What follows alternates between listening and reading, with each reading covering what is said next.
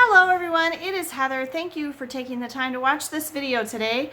I hope that you've been following along on our trip that we took to New England in August of 2021.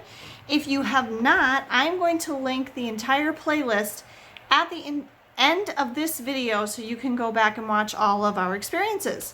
I wanted to make this video today for two reasons. One is there definitely seems to be interest among people because I made a similar video after our trip in June where I talk about how much we spent and how much things cost, and people seem to have quite a bit of interest in that. It's especially important to pay attention to some of these costs and how they're different during the pandemic. The second reason I wanted to make this video is if you were following along on our trip, Hurricane Henri hit New England, or was on its way to New England. It actually ended up hitting a little farther west than we were expecting, and that caused us to change our trip and cut it short, which I've already made a video about. And so I wanted to update you because I mentioned in that previous video that I was considering filing a travel insurance claim, and I want to follow up with you on what I did about that. Before I get to the meat of this video, please be sure that you are subscribed to my channel. You only have to do it once, and once you're subscribed, you're subscribed. It doesn't cost you anything. All it does is give you notification every time I put out a new video, and it really helps out my channel a lot. So thank you in advance for doing that. All right, so let's talk about what I spent on our trip to New England. Okay, the first thing I need to say is that what I budgeted and what I thought I was going to be spending and what I ended up spending were very different because we ended up cutting the trip short and coming home 2 days and 2 nights sooner than we had expected. And I'm gonna get to that in more detail when I talk about whether or not I filed for travel insurance. So I'm gonna tell you what I originally thought I was gonna be paying and what I actually ended up paying. Okay, airfare. I originally paid $980 for our 3 plane tickets. And I've talked in a previous video that I don't like to spend more than $1,000 for domestic airfare for the 3 of us. And so I was just under $1,000, so that's about right. Okay, I ended up spending $1,160 because although Delta no longer has any change fees, when I changed our plane tickets so we could come home early, I had to pay an additional $180 to change our tickets, $60 per person. So the airfare total cost went up. Okay, I paid $81 for travel insurance.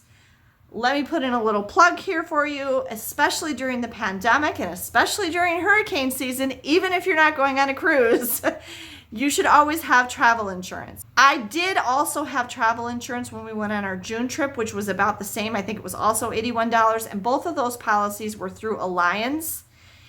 I think I actually booked both travel insurance policies through Delta. Maybe, I don't know. I do get Allianz a lot, and so it's Allianz. They're a good travel insurance company. I've never actually had to file a travel insurance claim, so that's why I was kind of interested if I was going to have to do that this time. I forgot to mention it when I made the video about what we spent on our June trip that I had bought travel insurance. I personally always recommend buying your travel insurance as soon as you book your trip. That's just easiest for me because we have some pre-existing conditions in our family. And if you want pre-existing medical conditions to be covered, you have a short window of time to book your travel insurance after your trip. It's like 2 weeks or something. It varies a little, but it's not very long. So for me, just for ease of remembering, I always book my travel insurance as soon as or at the same time as I book the trip, whatever that trip may be. That's just simpler for me, and then I don't forget to do it later. Check bags, I budgeted $180, and the checked bags cost $180. $30 each suitcase. We each had 1 suitcase on the way out and on the way back. Okay, the rental car I was not happy about. First of all, our rental car was extremely expensive anyway. It was $958. They did not have the rental car that I booked, and they had to give me something else. And even though I returned it 2 days early, I expected to get 2 days worth of credit back for the rental car. Nope. I ended up paying $950. So I got $8 back. I don't know. I was not happy about that. What is your experience with that? If you return a rental car early, do you get some of the money back that you would have been paying for or not? And I don't know if that was a weekly rate, and so it just was what it was, but I'm not sure. Pre-flight hotel plus parking, where we stayed at the Home 2 Suites in Bloomington, was $171, and that's exactly what it was. Hotels, and this would have been for the other hotels, the hotels while we were in New England. I had budgeted $1,059. We ended up only spending $762 because we didn't have the last 2 nights of hotel, basically. Okay, gas, I budgeted $100 and I ended up only spending $56. Food, I budgeted $1,200 and I actually only spent $490. Now, there's 2 reasons for that. One is because our trip was shorter than expected. The other reason is because we had so much trouble, again, finding places to eat and also like scheduling challenges with meals. For, I would say, about half the trip, we only ate 1 meal a day. We never had breakfast at all. And we ended up missing lunch about half the time because we were busy doing stuff or driving somewhere, or we couldn't find a restaurant to eat at. So we ended up having like 1 lupper at about 3, 4 in the afternoon, and that's the only time we ate. Activities or attraction. These are the things I originally booked before we went. I booked Battleship Cove in Fall River, Massachusetts. I booked the Blythewold Mansion and Gardens in Bristol, Rhode Island. I booked the Newport Mansion Summer Pass in Newport, Rhode Island. I booked the Roger Williams Park Zoo it's basically in Providence. And I booked the Mystic Pass, which included Mystic Seaport Museum and Mystic Aquarium in Mystic, Connecticut. Those 5 attractions came to a total of $459. Now, when I was thinking about those, because we only ended up getting to do 2 of them. We did not get to do Battleship Cove, the Blythewold Mansion, or the Roger Williams Park Zoo. And if you watch all the videos from this series, you'll find out why we didn't get to do any of those. And then in addition to those, we booked the Museum of Science in Boston and planetarium shows there, and the New England Aquarium in Boston. While we were on the trip, when we changed things around because the hurricane was coming, I switched the last couple days to Boston, thinking we'll be able to do things inside, and those are the things I did. And then they closed for the hurricane, and so we didn't get to go to those either. And so it ended up being a matter of, do we sit here in this hotel room paying for this hotel for 2 days doing absolutely nothing, or do we go home? And I decided to go home.